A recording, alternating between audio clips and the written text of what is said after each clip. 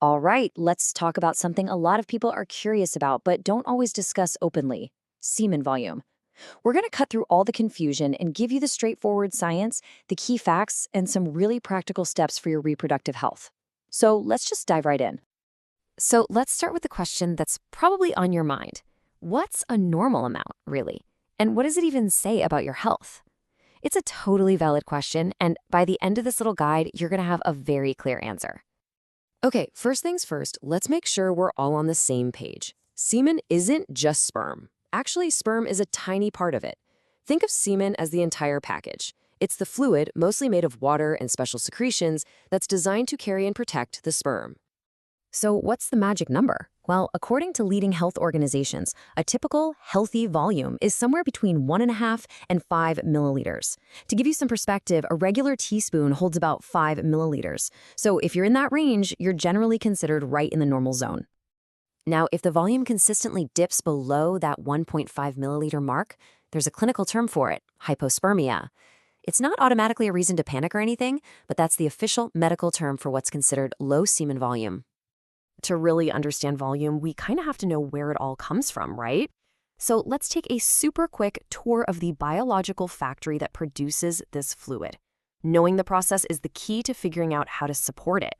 And here's something that might surprise you. Sperm itself makes up only about 1% of the total volume. The real workhorses here are two glands: the seminal vesicles and the prostate gland. I mean, look at that. Together, they produce almost all of the fluid. They are the main engines of the whole operation. Okay, let's shift gears and talk about what you can directly influence.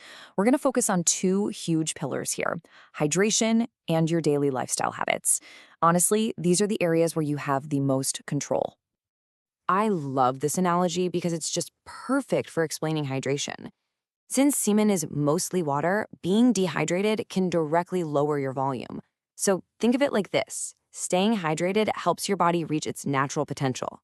You can't, overdrink to go past your limit, but you can definitely fall short by not drinking enough. It's all about consistency. And beyond just water, there are a few common habits that can have a pretty negative impact.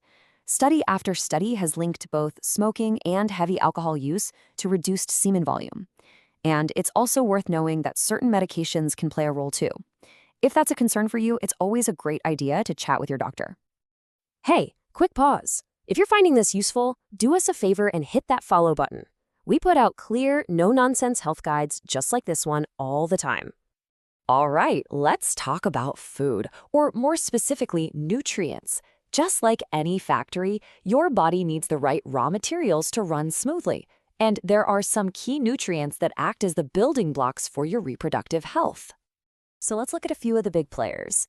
Zinc is an absolute powerhouse. It's crucial for things like testosterone and sperm production. Then you have L-arginine, which is an amino acid that helps with healthy blood flow. And other compounds like lecithin and pygium are often looked at for the supportive roles they play in the body's natural production cycles. Now, it's really important to zoom out for a second and look at the bigger picture. Your reproductive health isn't often its own little bubble. It is deeply, deeply connected to your overall mental and physical health. The mind-body connection here is incredibly strong. So a holistic approach just works best. First, get a handle on chronic stress, because that can really throw your hormones out of whack.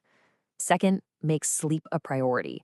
That 7 to 9 hours sweet spot is when your body does some of its most important work, including producing testosterone. And finally, maintaining a healthy weight is just key for keeping your whole hormonal system running smoothly. So you start making all these healthy changes, but when do you actually see results? It's so important to have realistic expectations here. Your body needs time.